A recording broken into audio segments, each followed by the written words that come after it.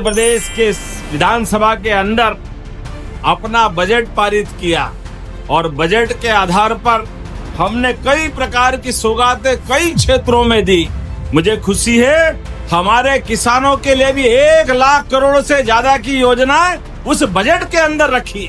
नमस्कार दोस्तों, बड़े दुख के साथ मुझे आज यह बात कहनी पड़ रही है कि 18 फरवरी को मुख्यमंत्री किसान कल्याण योजना की 2000 रुपए की जो 14वीं किस्त ट्रांसफर होने की जानकारी थी, वह राशि अभी तक किसानों के खातों में नहीं आई है। और आप में से कई लोग कमेंट में लिख रहे हैं कि यह फेक न्यूज थी। इसलिए आज मैं पूरा सच, पूरा प्रूफ और पूरी स्थिति आपके सामने साफ साफ रखना चाहता हूँ। सबसे पहले आप यह पोस्टर देखिए। यही वह आधिकारिक पोस्टर था जिसमें साफ लिखा गया था कि 18 फरवरी को ग्वालियर के कुलैत में आयोजित किसान सम्मेलन से सिंगल क्लिक के माध्यम से किसान सम्मान निधि / किसान कल्याण योजना की राशि का अंतरण किया जाएगा। यह कोई एडिट किया हुआ या AI बनाया गया पोस्टर नहीं था। यह सीधे food, civil supplies and consumer protection department MP के आधिकारिक सोशल मीडिया हैंडल पर जारी किया गया था। ग्वालियर कलेक्टर के आधिकारिक हैंडल पर भी यही जानकारी दी गई थी कि मुख्यमंत्री डॉक्टर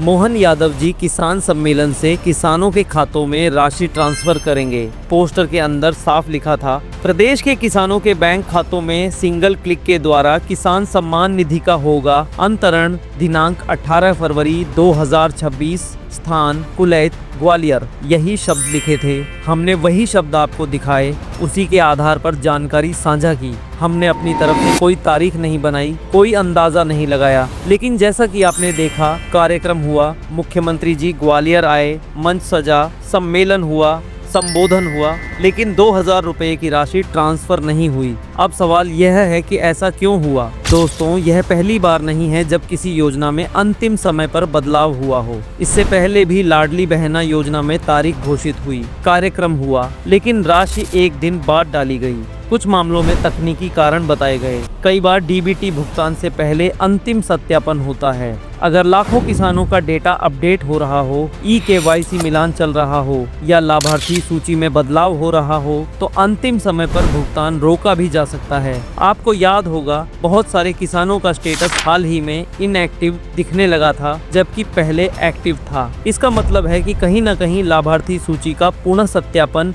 या अपडेट चल रहा है। ऐसे में संभव है कि सरकार अंतिम सूची तैयार कर रही हो। दूसरी बात, यह योजना दिसंबर से मार्च के बीच भुगतान अवधि में आती है, यानी तकनीकी रूप से अभी समय सीमा पूरी तरह समाप्त नहीं हुई है। हमें लग रहा है कि बहुत देर हो गई है, लेकिन सरकारी रिकॉर्ड में भुगतान विंडो अभी भी मार्च तक रहती है। कुछ मीडिया रिपोर्ट्स और राजनीतिक बयानों में भी यह बात सामने आई कि कई किसानों के नाम सूची से हटाए गए हैं। अगर बड़े स्तर पर वेरिफिकेशन हुआ है तो अंतिम सूची तैयार होने तक भुगतान रोका जाना संभव है। अब मैं एक बात साफ कहना चाहता हूँ, हमने जो जानकारी दी थी वह आधिकारिक पोस्टर और विभागीय सूचना के आधार पर दी थी। अगर बाद में पोस्ट हटाया गया या कार्यक्रम में बदलाव हुआ तो वह निर्णय विभाग का होता है, हमारा नहीं। हमारा काम है जो आधिकारिक रूप से जारी होता है उसे आप तक पहुंचाना। अगर किसी किसान भाई को ठेस पहुंची हो या उम्मीद टूटने जैसा लगा हो तो मैं व्यक्तिगत रूप से कहूंगा कि हमारा उद्देश्य कभी भी भ्रम फैलाना नहीं रहा है।